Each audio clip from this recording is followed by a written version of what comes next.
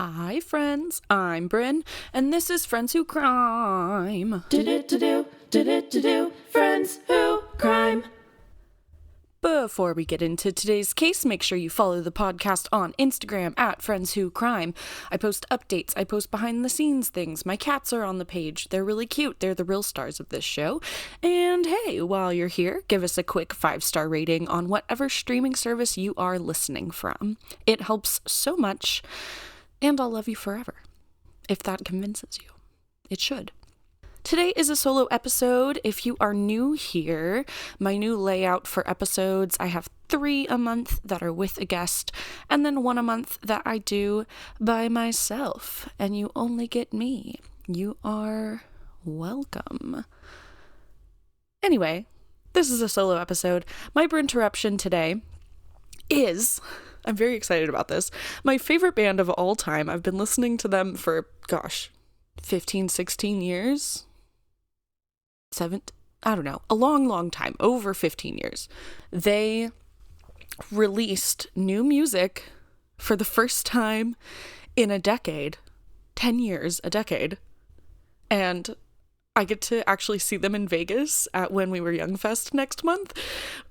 But their album that they just came out with, it's just 4 songs, so I don't actually know if it qualifies as an album, but they say it's just a prelude, so I'm like, is there an album coming? But anyway, it's very, very good.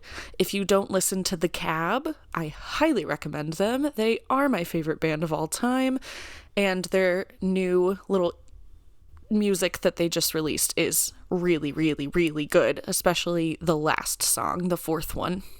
So, I literally, it dropped at 11 p.m. my time, because I'm in Texas, and the notification popped up on my phone, and literally 11:01, I was dancing around my room like I was teenage emo Bryn once more, and it's just such a surreal, foreign feeling for me now to just, I don't know, lean into that little kid energy, but this just put me there immediately. It was very nostalgic. I was singing to myself in the mirror with a pretend microphone. It was awesome. It was so good.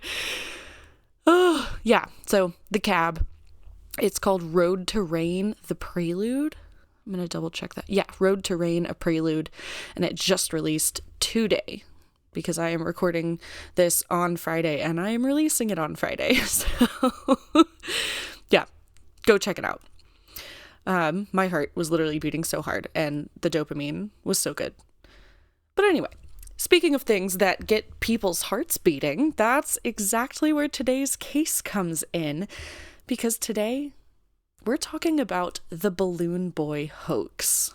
If you have not heard of this, you're in for a ride. It's wild. I actually found out about it because there is a Netflix series. They did an episode about it. It's called Trainwreck Balloon Boy. So check that out. And I had to kind of condense everything down to this podcast episode length story, but there is so much more there, and it is so shocking. And some of these details include videos and interviews, and it is so funny to watch. So I highly recommend kind of going down this rabbit hole, maybe watching that episode on Netflix. Okay, so we're gonna rewind to October 15th, 2009. We've got, 2009 Snuggies, Lady Gaga's Poker Face. What else was happening? Was MySpace 2009? Let's see. 2009 things. Okay, Obama was inaugurated. Oh, Michael Jackson died. There was the swine flu pandemic. The first Avatar movie was released. So this puts you in the 2009 mindset, okay? If you weren't alive, you can try and imagine. Apparently, also in 2009, was a massive flying saucer-shaped balloon floating across the Colorado sky while the entire country lost its collective mind. A 6-year-old boy named Falcon Heen, and yes, falcon like the bird of prey, was supposedly trapped inside this homemade balloon that had accidentally been released from his family's backyard in Fort Collins, Colorado.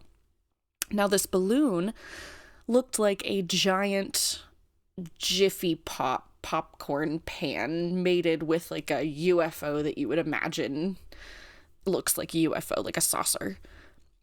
It's kind of baked potato foil.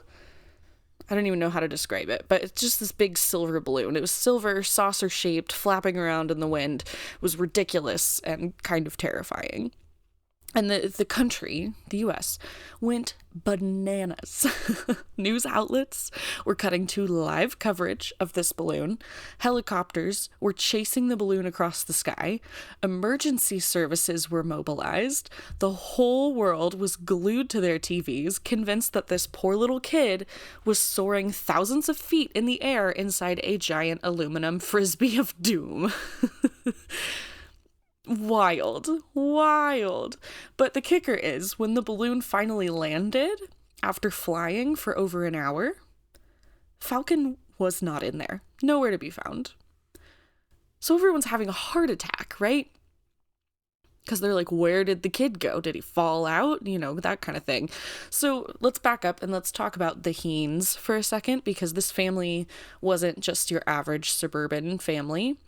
Richard Heen, aka Dad, was basically what wasn't he? He was a storm chaser, a wannabe scientist, an amateur inventor. I typed out a full-time chaos goblin, which I think describes him very well. He was the type of guy who had way too many great ideas and not enough follow through. You know what I mean? Like, he's good at the big picture, not good at the details or the execution. The kind of man who probably used the phrase $1 million idea twice a day. He wanted fame, he wanted fortune, and most of all, he wanted his own TV show. Mayumi, his wife, was originally from Japan. She met Richard at acting school in Hollywood in the 90s. And yes, that's where Richard had gone, because of course he also thought he was destined for stardom. The man was basically he would be cast as, in real life, delusional inventor number 3, if you will.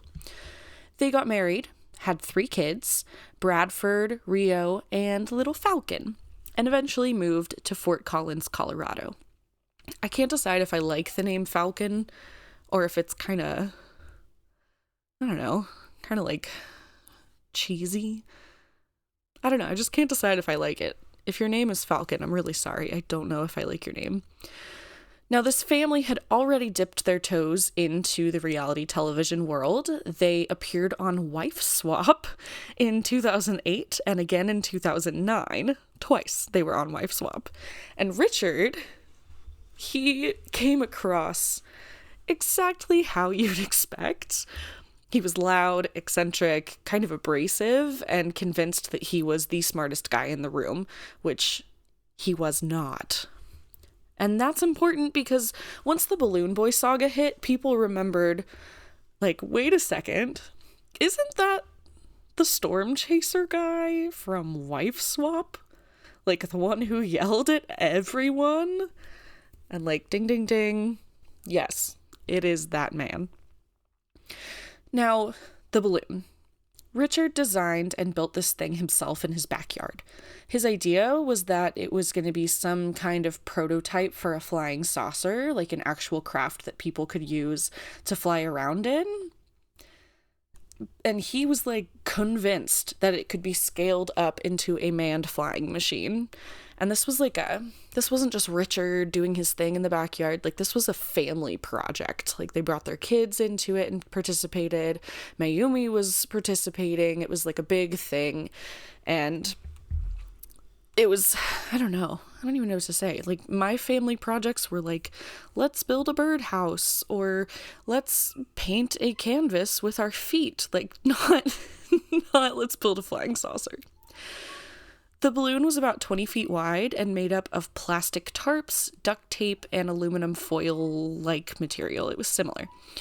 It was inflated with helium, but it wasn't sturdy enough to carry an actual person. the weight distribution and volume just weren't there from what I have read. Like, apparently any actual engineer could have told you in 5 seconds that it was not sturdy enough to carry a person. But Richard wasn't an engineer. He was this guy that, he was like YouTube section with a hammer kind of inventor. Like, what's the guy? Dr. Doofenshmirtz from Phineas and Ferb. Like, he's got all these grand inventions, but none of them are actually functional.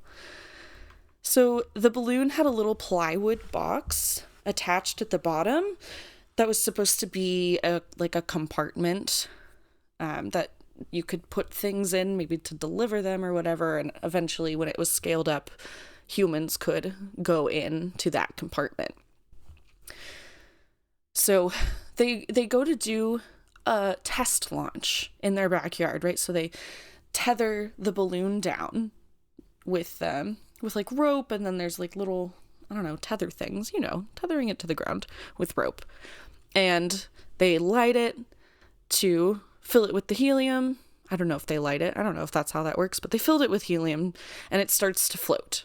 And it's 20 feet wide. So like, it's a big ass balloon filling with helium, starts to float.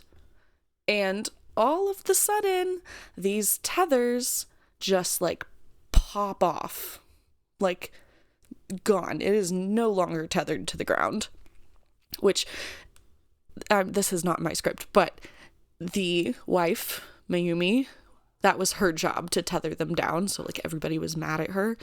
Anyway, so this balloon takes off and they're like, oh shit, that wasn't supposed to happen.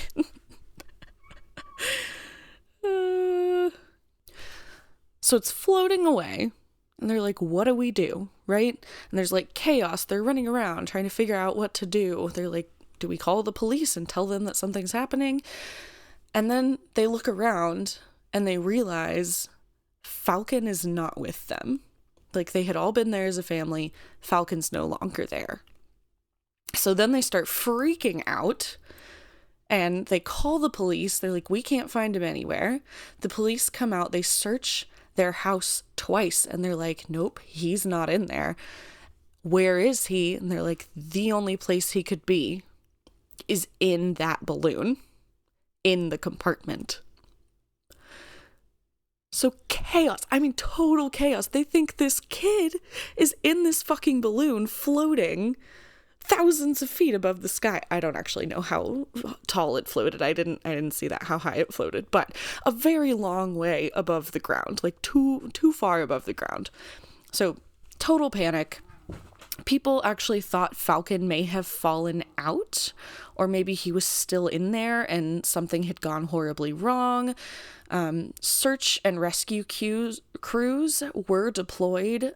Ground teams were like combing the area.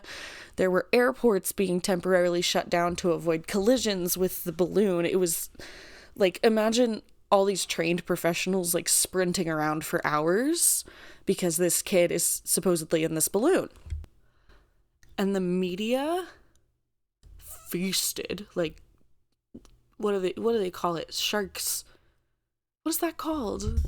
What is that called? Feeding frenzy. It was a big feeding frenzy in the media. This was 2009, so there's no TikTok, there's no Reels, no Instagram, no like 5-second distractions. People were watching this balloon live on like CNN, like it was the Super Bowl. That's all they had. And then after hours of panic, little Falcon was found. Not in the balloon, not on the ground. You ready for this? In the attic of the Heen house. In the attic. The police searched their house twice. They searched their house, and this boy was in the attic. Safe, alive, totally fine. Which you would think would be a relief, right? Except not. Here's where this case gets iconic. Later that evening, the family did a live interview on CNN. So they're going live on television the day that it happened. Wolf Blitzer, looking very Wolf Blitzery, if you don't know Wolf Blitzer, he's like a big CNN guy. He's been with them for years. Asked Falcon why he didn't come out when they were calling his name. If his family and the police are running around the house being like, hey, Falcon, are you out here? Are you out here? Hello? Like, why didn't he come out? And Falcon, being this cute, honest 6-year-old who hadn't yet learned the art of covering for his parents, looked right in the camera and said, you guys said that, we did this for the show. We did this for the show! Live, on air, he straight up outed his parents. And Wolf Blitzer's face, like, did this thing where he just, like, froze. Like, he's this ultimate news guy, and he just could not compute what he just heard. He was like, wait, did this child just call out a nationwide hoax while sitting next to his parents on live television? And of course the cops were like, hold up. And they started digging. And it all unraveled very fast. Turns out the Heens had been pitching reality TV ideas to networks for years. They'd already appeared on Wife Swap twice, and they wanted their own show. Richard especially was desperate for that fame. Like I said earlier, he's the one that's really driving the bus. He thought that this balloon stunt would get them noticed, maybe even land them a series. So yeah, this whole thing, 100% staged. His plan was launch the balloon, pretend Falcon was inside, get media attention, then reveal he was safe. Like classic attention grab, everybody paying attention when finally the boy is safe, hooray. Essentially their badly written pilot episode. But here's where Richard and Mayumi majorly screwed up. They did not account for, the entire nation mobilizing emergency resources for their fake drama, their lie. Police, firefighters, helicopters, and the National Guard, millions of dollars worth of manpower was wasted on their little scheme. And the public was pissed, like pitchforks and torches going to their swamp level pissed. The investigation by the police was actually pretty thorough. Authorities questioned the kids separately, which is smart because kids are terrible co-conspirators, and the kids confirmed what Falcon had already let slip. Their dad told them to lie. They also looked at the balloon itself and realized it was physically impossible for a 6-year-old to actually be inside and floating like that. It was way too flimsy. The thing barely stayed intact on its own, much less with a kid's body weight in it. Emails and notes showed that Richard had been planning media stunts for years, and Mayumi later admitted during questioning that the whole thing was indeed a hoax. So, justice time. In December 2009, Richard Heen pleaded guilty to attempting to influence a public servant, which basically is like lying to the cops on steroids. And Mayumi pleaded guilty to a lesser charge of filing a false report. Richard got 90 days in jail. Mayumi got 20 days in jail. And they both had to pay restitution, around $36,000, to cover the costs of all that wasted emergency response. And just for reference, $36,000 in 2009 would be like $52,000 today. So quite a chunk of change. But it honestly feels like it's not enough considering the chaos that they did cause and all those wasted hours and wasted energy and the emotional ups and downs that everyone experienced. Also, fun fact, they were banned from profiting off the hoax for several years. So no book deals, no Balloon Boy merch, no reality show, which let's be real, that was Richard's actual dream. So, haha, dick. Oh, I'm sorry. I mean Richard. However, they actually were pardoned in 2020 by the governor of Colorado, Jared Polis. So now they can profit off of it. It kind of lifted the restrictions. The government said that it was time to move on from the past, and like we shouldn't punish people, I guess, for what they did. So I don't agree with it. I think they got what they deserved several years ago, but they are pardoned now, and they are profiting from the Balloon Boy incident. As for Falcon, this poor kid, he was 6 years old when this all went down. He grew up with the nickname Balloon Boy, which is hilarious, but also really tragic. And if you watch the little documentary episode, I get the vibes. I think he's a teenager, or like a young adult, and he does seem a little like, I don't know. I'm making snap judgments for sure, but he's a little bit of a shit, because he was kind of laughing at his own behavior, but also he was a kid when this happened. He was a young kid, so you can't blame him for that. Like, he didn't know better. His parents should have known better, but he there's no way he could have known, you know? So, poor kid. I stand by that. The family actually later tried to pivot into a music career for their children. Yep. They formed a band. They formed a band called the Heen Boys with a Z. Because why not? Why not? The Heen Boys. It was like a metal-ish band, kind of metal gimmicky, and they even had a song referencing the Balloon Boy incident. I can't. Nothing says healing your childhood trauma like your dad making you scream into a microphone about the time he hid you in an attic for publicity.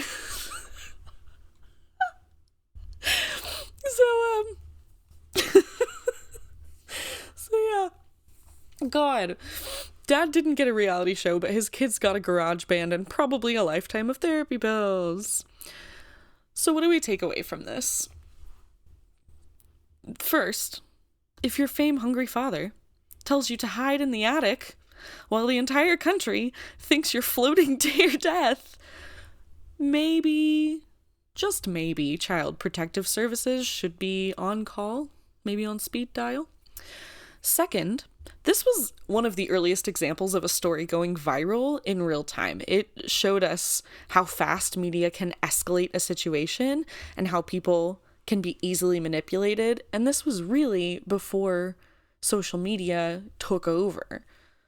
So, kind of crazy that this was one of the first times that something like this went viral. But mostly, it is a cautionary tale about desperation for fame. Richard Heen wanted attention so badly, he was willing to risk his kids' safety. He was willing to waste emergency resources and lie to the whole country. And for what, like 15 minutes of not even fame? At this point, it's infamy and a jail record.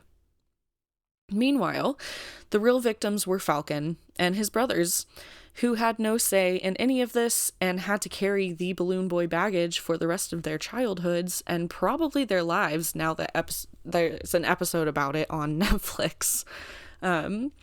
Again, go watch that. It's called Trainwreck Balloon Boy.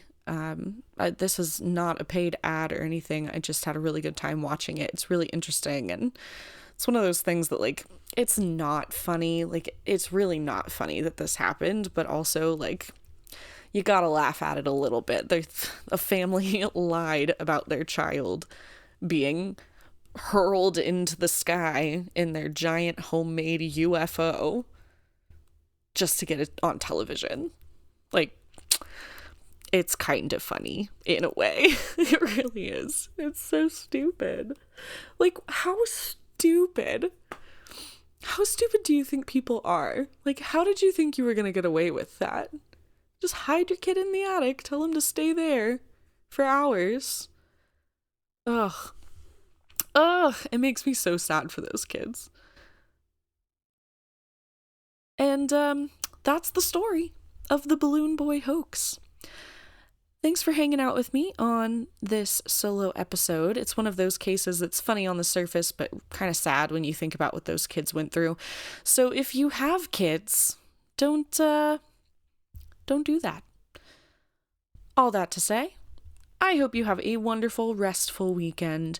I just learned that we need 4 hugs a day to stay healthy, so hug at least 4 people today. And remember, friends don't let friends commit crimes. Bye! Bye. Bye.